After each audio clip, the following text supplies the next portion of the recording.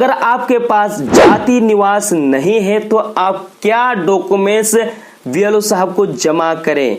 और मैं आपको बता दूं कि जाति निवास ये बहुत लोगों का होता भी है, बहुत लोगों का होता भी नहीं है, क्योंकि जो पढ़े लिखे आदमी हैं या फिर जो बुजुर्ग आदमी हैं उनका डॉक्यूमेंट्स बहुत कुछ होता है। क्योंकि जो पढ़े लिखे होते हैं उनका स्कूल का सर्टिफिकेट होता है या सरकारी दफ्तर से कोई भी कागजात होता है, या फिर जो बुजुर्ग होते हैं उसका जमीन का रजिस्ट्री पेपर होता है, या फिर भंसावाली का पेपर होता है, या फिर पासपोर्ट होता है, उनका होता है। लेकिन जो सामान्य वर्ग का आदमी है, वोटर है, उनके पास कोई डॉक्यूमेंट्स ही नहीं है। उसका एक डॉक्यूमेंट्स हो सकता है या तो जन्म प्रमाण पत्र या जाति आय निवास। ये जन्म प्रमाण पत्र भी वैलिड है, जाति निवास भी वैलिड है।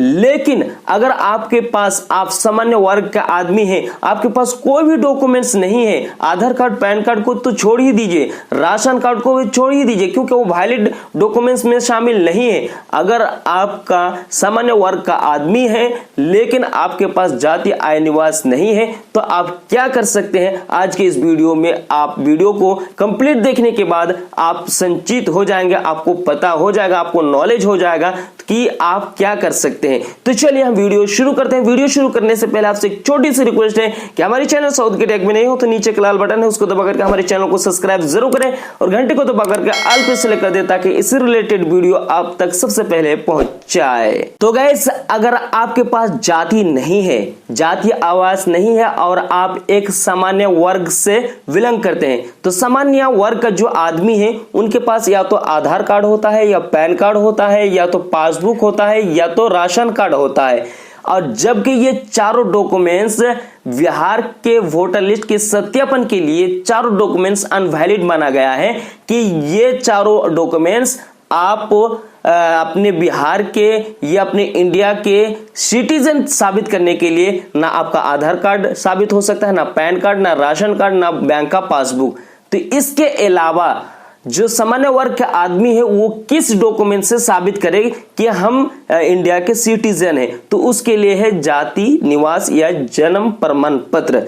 तो लेकिन आपके पास जाति निवास नहीं है तो आप क्या करें, मैं आपको बता दूं, अगर आपका जाति निवास नहीं है तो आप दुनिया के सबसे कमजोर इंसान में से हैं। इतना दिन क्या झांक मार रहे थे कि आपने जाति निवास भी अब तक नहीं बनाए?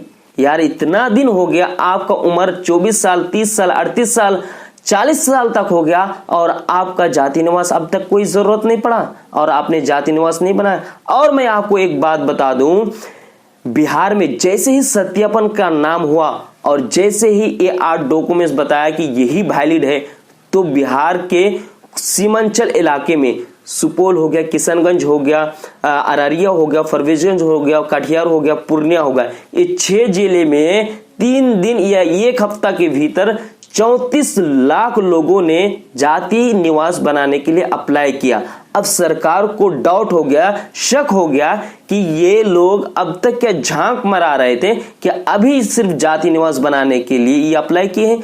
तो सरकार को शक हो गया, उसने रेड एरिया में इन 6 जेलों को रख दिया कि इन 6 जेलों में जाति निवास नहीं बनेगा और उस साइड को बंद कर दिया है और अभी तक जाति निवास किसी का बन ही नहीं रहा है। तो ऐसे सिचुएशन में आप क्या कर सकते हैं कि आपका जाति निवास भी ना लगे और आपका सत्यापन हो जाए कोई भी डॉक्यूमेंट्स दे करके। तो मैं आपको सिंपल तरीका बता रहा हूं कि आप अपने घर का जमीन का थोड़ा बहुत भी होगा उसका भंसावाली बना लीजिए और भंसावाली में किसी भी सरकारी दफ्तर में जाकर के उसका किसी सरकारी अधिकार से साइन मोहर करवा करके लाइए और उसमें दर्शाना हो कि वो भंसावाली है, ठीक है। उसके बाद आप उस डॉक्यूमेंट्स को दे दीजिए कि ये मेरा भंसावाली का डॉक्यूमेंट्स है और सरकारी अधिकारी का ये साइन किया हुआ है, तो आपका मान्यता हो जाएगा।